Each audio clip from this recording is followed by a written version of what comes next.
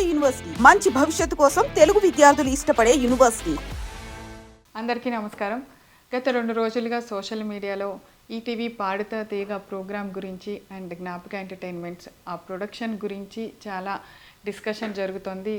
దాని మీద ప్రవస్తి గారు ఎలిగేషన్ చెప్పడం కూడా జరిగింది. సో ఆ క్లారిటీ ఇవ్వటం కోసమే నేను ఈ వీడియో చేస్తున్నాను.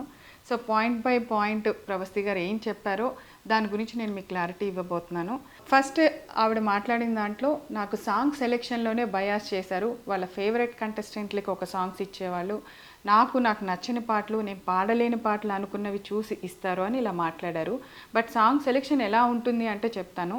మా ETV creative team and Gnapika creative team అంటే అనిల్ గారు అండ్ టీం అందరూ కలిసి వాళ్ళు ఒక 4 జోనర్స్ సెలెక్ట్ చేస్తారు ఎవ్రీ షెడ్యూల్.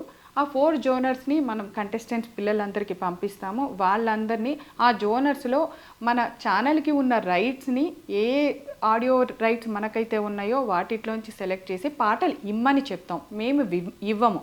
వాళ్ళు ఒక్కొక్క కంటెస్టెంట్ మనకి 6 సాంగ్స్ ఇస్తారనమాట. ఆ 6 సాంగ్స్లోంచి ఇప్పుడు ఒకళ్ళు ఒక స్టైల్ ఆఫ్ సాంగ్ పాడితే రెండో కంటెస్టెంట్కి ఆ స్టైల్ లేకుండా చూస్తాం. అది వాళ్ళు సెలెక్ట్ చేసి పంపించిన 6 పాటల్లోంచి మాత్రమే తీసుకోవటం జరుగుతుంది. సో ఇది ఒక క్లారిటీ. ఈ 6 పాటల్లోంచి మేము ఇచ్చిన పాటని వాళ్ళు ప్రిపేర్ అయ్యి వాళ్ళు రిహార్సల్స్కి వచ్చి అక్కడి నుంచి నోటేషన్లు అన్నీ జరిగిన తర్వాత వాళ్ళు మేము రెడీ అన్న తర్వాత మా షూట్ డేట్ని మేము అనౌన్స్ చేసి షూట్ చేయడం జరుగుతుంది. ఇది సాంగ్ సెలెక్షన్ ప్రాసెస్ అండి. ఇందులో మేము ఎవరికి ఏమి బయాస్ చేసి ఇచ్చే ఛాన్స్ లేదని మీ అందరికీ అర్థమైంది కదా. అంటే పిల్లలు పంపించిన పాటల్లోంచి సెలెక్ట్ చేసి వాళ్ళ పాటని మేము ప్రజెంట్ చేయటం, వాళ్ళు ప్రిపేర్ అయిన పాటని ఫస్ట్ ఆఫ్ ఆల్ రిహార్సల్స్ కూడా ఈటీవీ చాలా స్పెండ్ చేసి వాళ్ళకు ఒక 2 days ముందు మొత్తం ఎక్విప్మెంట్ అరేంజ్ చేసి వాళ్ళు వచ్చి అక్కడ ప్రాక్టీస్ చేసుకొని ఆఫ్టర్ దట్ ఆ పాట షూట్ రోజు పాడేలాగా మనం అరేంజ్ చేయడం జరుగుతుంది. సో ఇంత దాంట్లో జరిగే ప్రాసెస్ని చాలా సింపుల్గా పాట సెలెక్షన్లో బయాస్ జరిగింది అని చెప్పి ప్రవస్తి గారు అన్నారు. సో ఇది క్లారిటీ అండి. సో అండ్ నెక్స్ట్ అసలు మెయిన్ ఎలిగేషన్ కాస్ట్యూమ్స్ ప్రాసెస్ ఎలా జరుగుతుందంటే ఇప్పుడు పిల్లలందరూ దగ్గర నుంచి వచ్చిన సాంగ్స్లో ఫైనల్ అయిన ప్రతి పాటలోంచి ఆ పాటకి తగ్గ ఏ డ్రెస్సులు బాగుంటాయి అనేది ఇట్స్ ప్యూర్లీ నేను డిసైడ్ చేసి ఇస్తానండి. అంటే మేకోవర్లో ఈ పాటకి ఈ డ్రెస్ వేసుకుంటే బాగుంటుంది అని నేను సెలెక్ట్ చేసినవి ఈటీవీకి పంపించిన తర్వాత ఈటీవీ వాళ్ళు మాకు ఎస్ అండి బాగున్నాయి ఇవి అని చెప్పిన తర్వాత నేను అవి డిజైనర్కి పంపించడం జరుగుతుంది. ఆ కాస్ట్యూమర్ ఏదైతే దాన్ని మేము పంపించిన ఫోటో ఉంటుందో దాన్ని డిజైన్ చేసి పిల్లలకి ఆ రోజు ఇవ్వటం జరుగుతుంది. ఇది ప్రాసెస్ అండి. ఇక్కడ ఎవరి చాయిస్ లేదు, పాటదే చాయిస్. పాటకి తగ్గట్టుగా మేము కాస్ట్యూమ్ డిజైన్ చేస్తాను తప్పితే అవి మనుషులకి తగ్గట్టుగా ఏ రోజు డిజైన్ చేయటం జరగలేదు.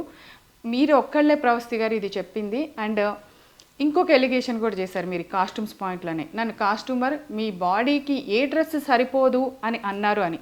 నిజంగా అది తప్పు, అది చాలా తప్పు మాట. ఎవరు బాడీ గురించి మాట్లాడాల్సిన అవసరం లేదు. అది ఎవరి దేవుడిచ్చింది ఎవరు కాదనలేము. దానికి మనం ఒకళ్ళు కామెంట్ చేశారని మనం ఊరికే ఉండక్కర్లా, మీరు చెప్పచ్చు అందరికీ. కానీ మీరు ఇది ఎక్కడ చెప్పాలి, మీరు షూటింగ్ జరుగుతున్నప్పుడు సెట్లో అక్కడ నాకు కానీ షో డైరెక్టర్ అనిల్ గారికి కానీ అండ్ అక్కడ ఉన్న ఈటీవీ ప్రొడక్షన్ మేనేజర్కి కానీ మీరు చెప్పాలి. బాధ్యతగా ఉంటే, మీరు బాధపడి ఉంటే ఆ విషయంలో మీరు ఆ రోజు చెప్పకుండా ఈరోజు ఆఫ్టర్ ఎలిమినేషన్ వచ్చి నా బాడీ షేవింగ్ చేశారు, నన్ను ఈ డ్రెస్సులు వేసుకోమన్నారు, నన్ను ఇలాగే ఉండమన్నారు అని చెప్పారు. ఇప్పుడు ఓన్లీ ప్రవస్తి గారికి ఏవైతే పొట్టి బట్టలు ఇచ్చామో అని మాట్లాడారో ఒక్కసారి 10 ఎపిసోడ్లు మనం ప్రవస్తి గారితో షూట్ చేయడం జరిగింది. ఆ 10 ఎపిసోడ్స్ కాస్ట్యూమ్స్ ఒకసారి చూడండి. ఇక్కడ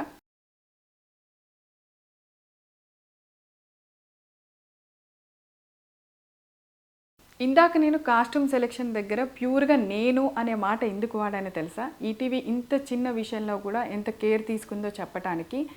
ఆడపిల్లలు 7 ఉన్నారు, మగపిల్లలు 7 ఉన్నారు.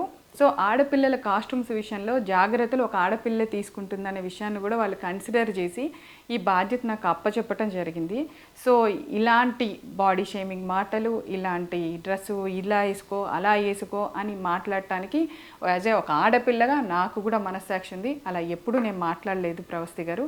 సో మీ మనస్సాక్షికి తెలుసు అనుకుంటున్నాను ఆ విషయము. ఇప్పటి వరకు పాడుతా తీగ చరిత్రలో అట్లీస్ట్ ఒక స్లీవ్లెస్ అనే డ్రెస్ వేయటం కూడా జరగలేదండి.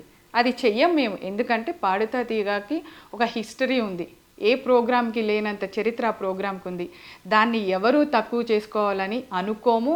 అండ్ ఈటీవీ నాకు ఇచ్చిన ఈ అవకాశాన్ని నేను ఏ మాత్రము దాన్ని ఒక్క విషయంలో కూడా ఇలా ఉండవు అనమాట. పాడుతా తీగ షెడ్యూల్ అంటే మా టీం అందరూ ఎంత అలర్ట్గా ఉంటారో మాకు తెలుసు. అండ్ బాలు గారు ఉన్నప్పుడు చాలా బాగుంది. ఇప్పుడు ప్రొడక్షన్ రాగానే, ఇప్పుడు వీళ్ళు రాగానే చెడిపోయిందని ఒక ఎలిగేషన్ కూడా అన్నావమ్మా. మేము బాలు గారు ఉన్నప్పుడు కూడా జ్ఞాపక ఎంటర్టైన్మెంట్స్ ఆయనతో అసోసియేట్ అయ్యి కొన్ని సీజన్స్ చేయటం జరిగింది పాడుతా తీగ. అండ్ బాలు గారితో మేము స్వరాభిషేకం కూడా అసోసియేట్ అయ్యి చేయటం జరిగింది. సో బాలు గారితో మాకు ఒక అసోసియేషన్ ఉందమ్మా. ఆయన కూడా అనిల్ గారి డైరెక్షన్స్కి మార్కులు వేశారు, చాలా బాగుందన్నారు. ఆయనతోనూ మేము కలిసి పనిచేసాం. పాడుతా తీగ విలువలేంటో ఆయన మాకు నేర్పించారు, మేము చేసాము. అండ్ ఇంకొకటి ఫోర్త్ది జడ్జెస్ గురించి. అసలు జడ్జ్ అంటే అర్థం ఏంటి చెప్పండి? జడ్జ్ అనే వర్డ్కి మీనింగ్ ఏంటి? వాళ్ళు అక్కడ కూర్చుంది ఒక జడ్జ్ అనే స్థానంలో ఒక తీర్పు ఇచ్చిన తర్వాత దాన్ని అపోజ్ చేయటానికి నేనెవరు, మీరెవరు, ఇంకొకళ్ళు ఎవరు?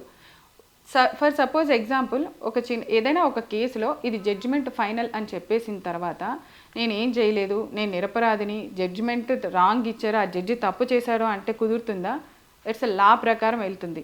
సో ఇక్కడ జడ్జిమెంట్ కూడా ప్రతిదీ మీరు పాడిన పాటలకి వాళ్ళు ఇచ్చిన జడ్జిమెంటు ఒక మార్క్ షీట్ మా దగ్గర ఉంటుంది. ఆ మార్క్ షీట్లోంచి మేము అన్ని టోటల్ చేయగా మేమేమి మిమ్మల్ని ఒక ఎపిసోడ్కి ఎలిమినేట్ చేయాలా, 2 ఎపిసోడ్కి ఎలిమినేట్ చేయాలా, 4 ఎపిసోడ్స్కి ఒక ఎలిమినేషన్ జరుగుతూ ఉంటుంది. ఆ 4 ఎపిసోడ్స్ అంటే మీరు 4 పాటలు పాడుంటారు.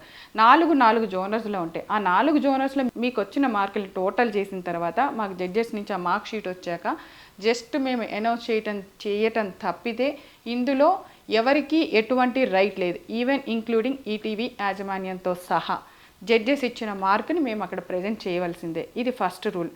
అండ్ మీరు అగ్రిమెంట్ రాసేటప్పుడు కూడా, మీరు సంతకం పెట్టేటప్పుడు కూడా జడ్జిమెంట్కి మేము గౌరవిస్తాము అనే పాయింట్ ఉంటుంది. అది చదువుకొని ఉంటే బాగుండేది ప్రవస్తి. మీకు అన్ని పాయింట్స్ మీరు అడిగిన, మీకు అనిపించిన, బాధగా అనిపించిన అన్ని పాయింట్స్ మీద బయట వాళ్ళకి అర్థం అవ్వాలి అని చెప్పి నేను క్లారిటీ ఇవ్వటం జరిగింది. సో మీకు ఎందుకో మీ ఆలోచనలో మీకు అవి తప్పులుగా అనిపించాయి. డెఫినెట్గా నీకు మంచి ఫ్యూచర్ ఉంది. ఇలాంటివన్నీ పక్కకు పెట్టి నువ్వు డెఫినెట్గా నీ లైఫ్లో ఫైట్ చేసి మళ్ళీ అగైన్ ఒక సింగర్గా చూడాలనుకుంటున్నాము. ఇలాంటి అపోహలన్నీ పక్కన పెట్టేసే ప్రవస్తి. All the best.